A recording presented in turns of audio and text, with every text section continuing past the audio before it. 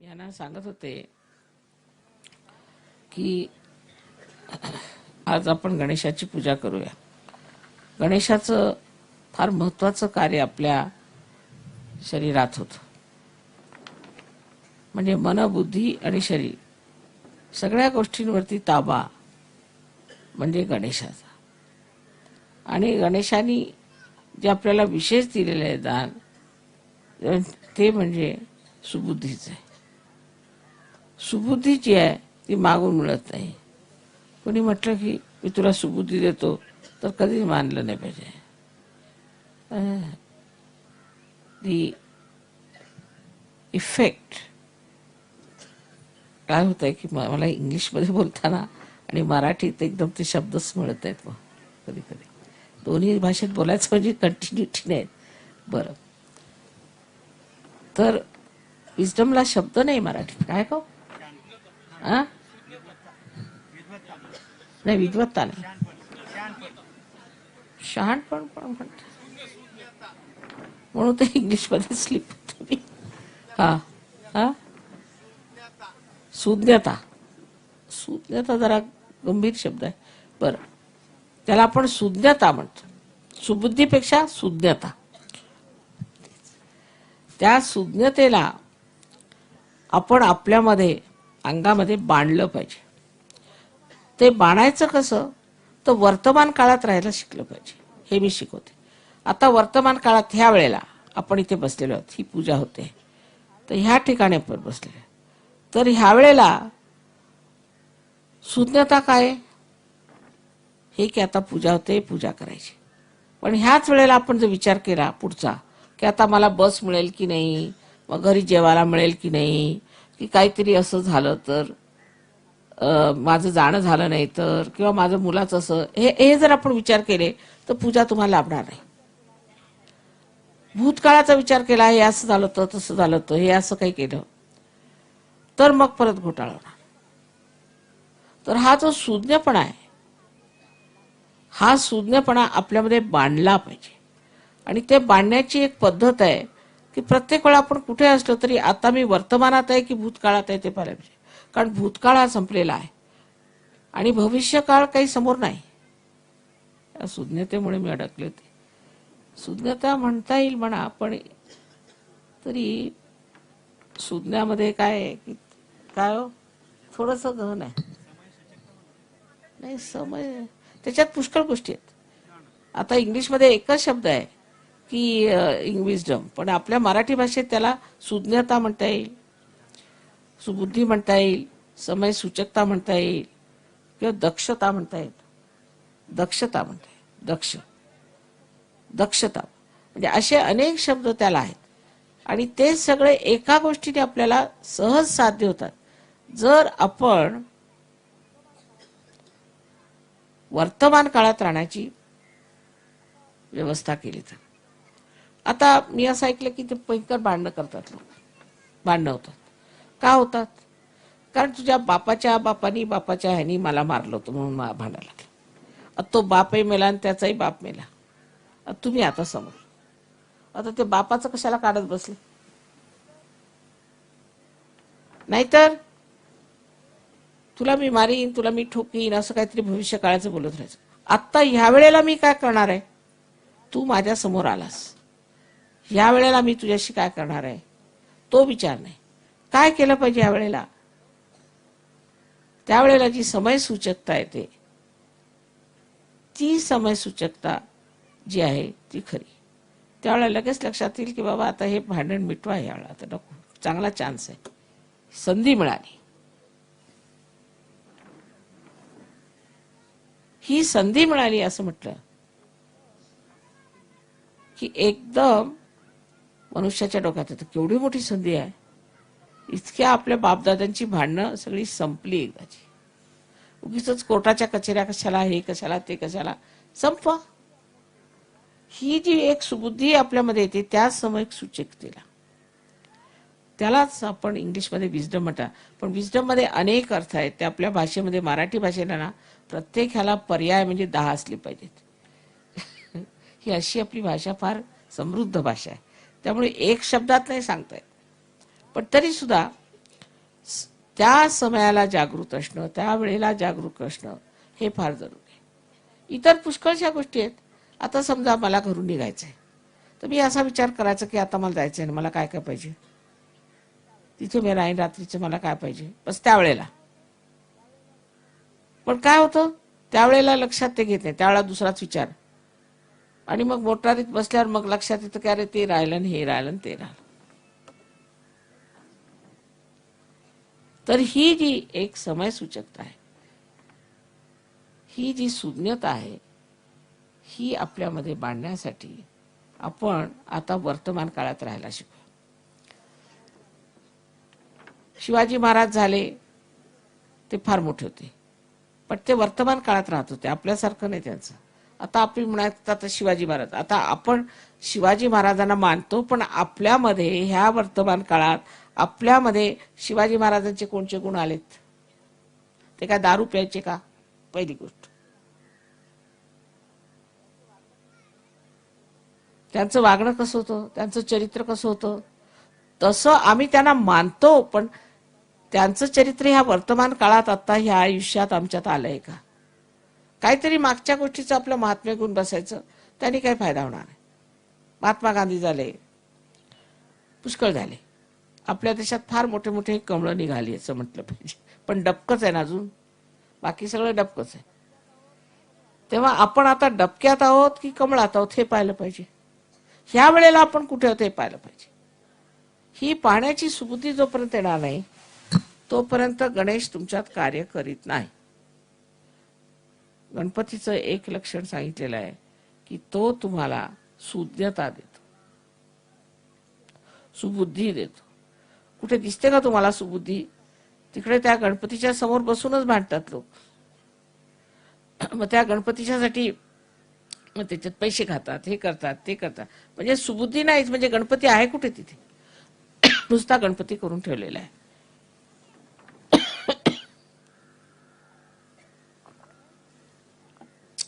समय सूचकतेला जे समयावर जे बरोबर त्यावेळेला जे लक्षात मनुष्य आणेल, त्या माणसाच्या स्थितीत एकदम अंतर येणार आहे. हे करून बघा तुम्ही, आणि वर्तमान काळातच तुमचं जी वाढ होणार आहे ती होणार आहे. आता फूल आहे, फुलाची वाढ भविष्यात होते की भूतकाळात होते? आत्ता ह्या वेळेला होईल ना. आपली प्रगती एवढ्यासाठीच होत नाही, कारण आपण पुढच्या गोष्टींचा विचार करतो किंवा मागच्या गोष्टींचा विचार करतो, पण सद्यकालीन आपण विचार करत नाही. सद्यकालीन आता काय स्थिती आहे आपली ते पाहिलं पाहिजे. मग त्यात काय सगळे जेवढे काय आपले प्रश्न आहेत, आता ग्रामीण प्रश्न आहेत, ते सगळे सुटतील. आज शेती करायची आहे समजा, आज जर तुम्हाला पेरायचं आहे, तर तुम्ही म्हणाल बाबा मागच्या वेळा पेरलं होतं तर असं झालं तसं झालं करत बसले तर गेले. मग तू म्हटलं आता उद्या परवा पेरीन, तर ते गेलं. आत्ता आजचं जे करायचं ते आत्ता केलं पाहिजे.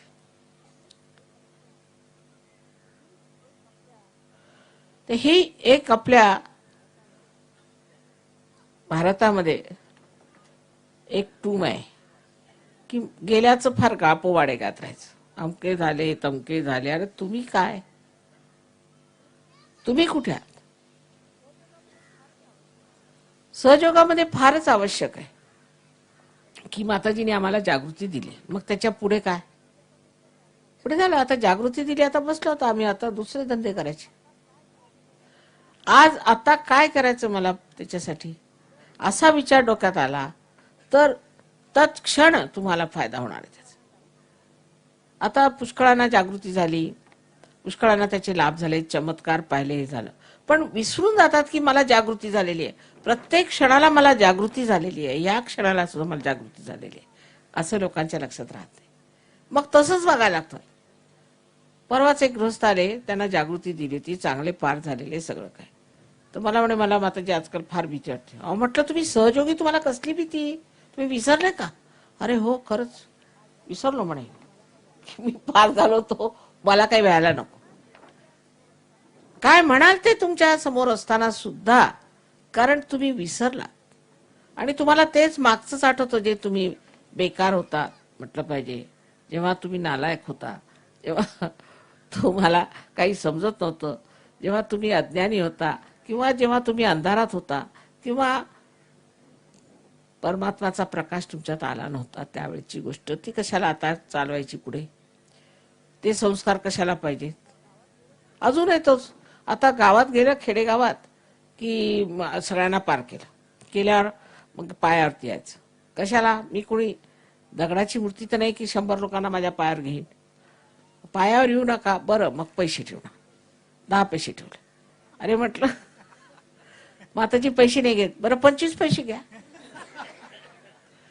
यांना समजायचंच नाही की आज सद्यस्थिती काय आहे आणि त्या सद्यस्थितीमध्ये माताजी पैसे घेत नाहीत आणि कोणीही देवाच्या नावावर पैसे द्यायचे नाही. पण ते डोक्यातच घुसणार नाही. असं कसं माताजी? सगळे सांगतात आम्हाला तुझी आई मेली, मला एक गाय दे म्हणून, आणि तुम्ही कसे आमच्याकडनं पैसे घेत नाही? हा धर्मभोळेपणा हा सुद्धा आता सोडला पाहिजे.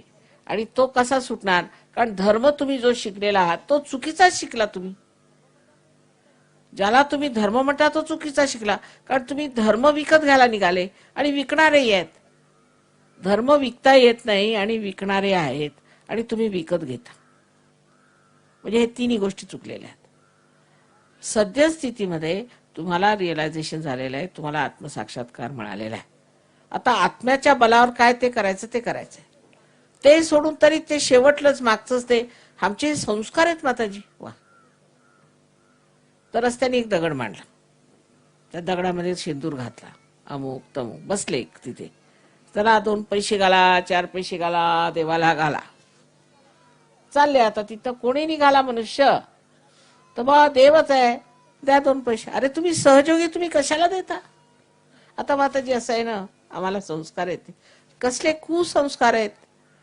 कशाला देता त्या देवाला? तो काही देव आहे का? कोणी दगड मांडायचा तो काही देव आहे का? पण ह्या सगळ्या ज्या आपल्या जुनाट ज्या आपल्यामध्ये गोष्टी आहेत त्या काढाव्या लागतील. त्या एकाच याने निघतील की आज सद्यस्थिती काय. हा, नाही तर म्हणतील माताजी आम्ही रामाला मानतो. अरे आता राम नाही तर आता मी आहे, माझं ऐका. रामाला कशाला मानायचं? कारण राम खिशात घालता येतो.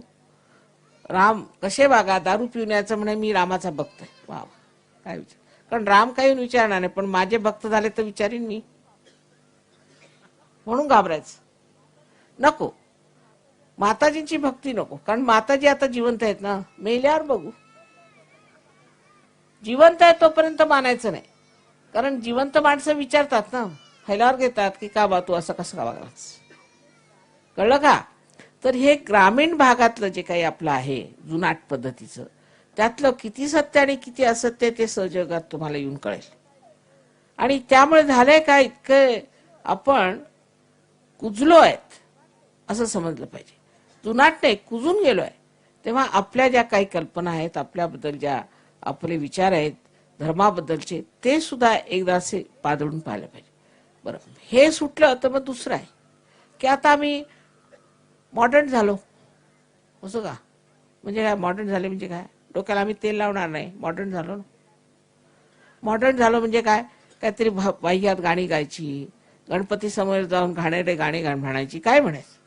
तर मॉडर्न झाले ना. मग म्हणायचं आम्ही देवालाच मानत नाही, हे मॉडर्न झाले. म्हणजे एक ते त्यांनी गेले आणि एक ह्यानी गेले. ह्याला कारण काय की आजकालची मुलं बघतात की आपले आई वडील वेड्यासारखे चालले आता, हरी हरी हरी हरी टाळकुटत. जन्मानुजन्म हे केलं, पण काय मिळालं यांना? रोजचे जातात त्या वारकरी पंथात. किती मी समजावून सांगितलं बाबा, आता वाऱ्या बंद करा, घ्या, त्याच्यासाठी वाऱ्या करत होते ते घ्या. ते समजतच नाही त्यांना. आता माताजी ते जसं काय नशा असतो ना तसा नशा. बस चालले आपले टाळकुट सगळेच्या सगळे. अहो आता घ्या, तुमच्यासाठी आणलंय सगळं मी, घेत का नाही? ते डोक्यातच येणार नाही त्यांच्या. पण माताजी असं आहे की आमचे बापदादे पण हेच करतात. अहो पण त्यांनी जे केलं, तुम्ही जे केलं, जे पुण्य जोडलेलं आहे त्याची फळं घ्या ना. अजून पुण्य जोडत बसलेत काय? म्हणजे काय आहे की आजच्या परिस्थितीत काय आहे, आजच्या युगामध्ये सहयोग हा धर्म आहे. हा धर्म आम्ही स्वीकारला पाहिजे आणि ह्या धर्मात आम्ही उतरून स्वतःला स्वच्छ करून घेतलंय. सर्व धर्मांचा जो काही अर्क आहे तो सहयोग आहे. आम्ही सर्व धर्मांना मानतो, एका धर्माला मानत नाही. एका धर्माला मानलं म्हणजे काय, मी फार चांगला आणि तू वाईट, मग त्याला भांडा. पण सर्व धर्मामधला जो काही चांगुलपणा आहे तो जर तुम्ही पाहायला शिकले तर भांडणच करणार नाही. परत आपल्या महाराष्ट्रात म्हणतात की भाऊबंदकी पाचवीला पूजली आपल्या. त्याला कारण काय, त्याला कारण हेच आहे भाऊबंदकीला, की आपण नसतं आठवत बसतो, जे नको ते आठवत बसतो. आणि जर कुणी म्हटलं की बाबा सोडा ते, अहो काय सांगता तुम्ही, सोडा कसं, हे आमचं इतकं जुनं चाललेलं आहे, सोडायचं कसं.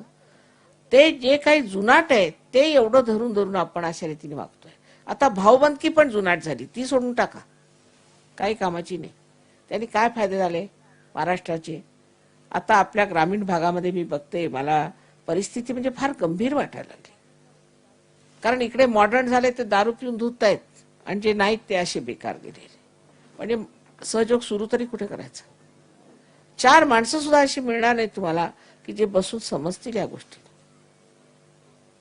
म्हणून मी म्हणते की आपल्या मुलांना तरी आता जपा, त्यांना तरी आता सांभाळा आणि त्यांना हे सांगा की तू मागची पुढची चिंता न करताना आत्ताची चिंता कर, म्हणजे समृद्धी सुद्धा येणार. आजच्या चिंतेत जर तुम्ही असला तर बरोबर समृद्धी येईल. पण पुढची गोष्ट नुसते मनाचे मनोरे बांधायचे तेही बरोबर नाहीत, आणि मागची गोष्ट ज्यांनी तुम्हाला जपणून ठेवलेले आहेत तेही बरोबर नाही. तेव्हा मध्यात आलं पाहिजे, मध्य मार्गात आलं पाहिजे, संतुलनात आलं पाहिजे.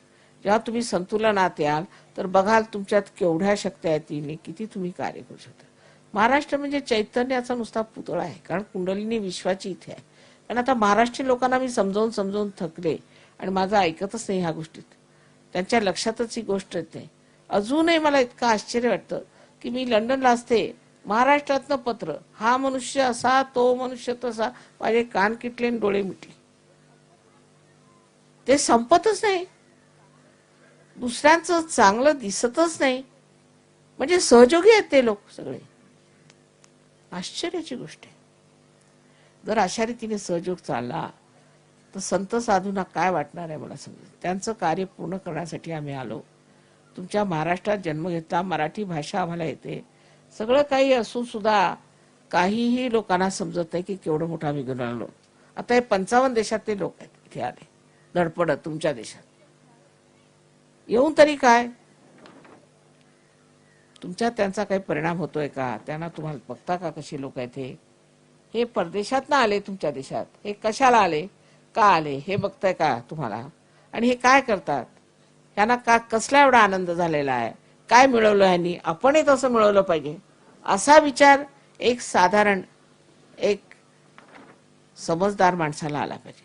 समज हे येण्यासाठी फक्त एक गोष्टीचं तुम्ही करा की आज आम्ही इथे बसलो, आता आम्हाला काय केलं पाहिजे, आत्ता काय करायचं, ह्या वेळेला काय करायचं, ही वेळ कसली, ही वेळच महत्वाची आहे. आणि तेच माणसाला समजत नाही, म्हणून सगळे घोटाळे आहेत. तर आज श्री गणेशाला स्मरून आपल्या मनामध्ये निश्चय करायचा की आम्ही वर्तमान काळात राहू. मला असं होतंय की एक भाषा बोलताना दुसरी भाषा बदलायची म्हणजे फार त्रास. पण एका भाषेत शुद्ध बोलते मी, पण ती जर भाषा सुटली की मग मला जमतच नाही. म्हणजे हिंदीत कोणी म्हणाले मराठीत बोला तर जमत आहे, इकडून तिकडे मग मी आपलं शोधत बसते कुठे जावं म्हणून.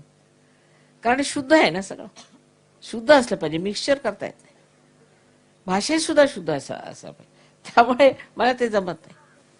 तशी शुद्धता आपल्या जीवनात असायला पाहिजे. आणि ती एकच गोष्टी येते की मी यावेळेला काय करतोय, मी यावेळेला काय विचार करतोय. अगदी तुम्ही जरासं लक्ष दिलं ना, सटकन सगळं बदलून जाईल आणि तुम्हाला आश्चर्य वाटेल, तुमच्या सवयी सुटतील, सगळं काय जाईल.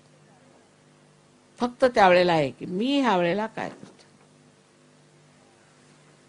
माझ्या बोलण्याचं वाईट वाटून नाही घ्यायचं, मी आई आहे तेव्हा जे खरं ते सांगितलं ते लक्षात घ्यावं आणि आपलं आयुष्य सुधारा. काय आपलं आयुष्य होऊन राहिलं आज, मुलाबाळांची काय दैनादान होते आहे ते बघायला पाहिजे, आणखी लक्ष द्यायला पाहिजे. आणि परत मी येणारच आहे, परत परत शेरेला येणार आहे. आणि निदान एक शेरेच्या गावचं तरी काहीतरी उद्धार होऊ देत, त्याच्यात तुम्ही सगळ्यांनी मला मदत करावी, सहयोग घ्यावा, आणखी मेहनत करावी. अभ्यासाने आपली कुंडलिनी जागृत मी करून देईन, पण त्याच्यानंतर त्या जागृतीनंतर तुम्हाला अभ्यासाने ती कुंडलिनी बरोबर बसवली पाहिजे तुम्ही.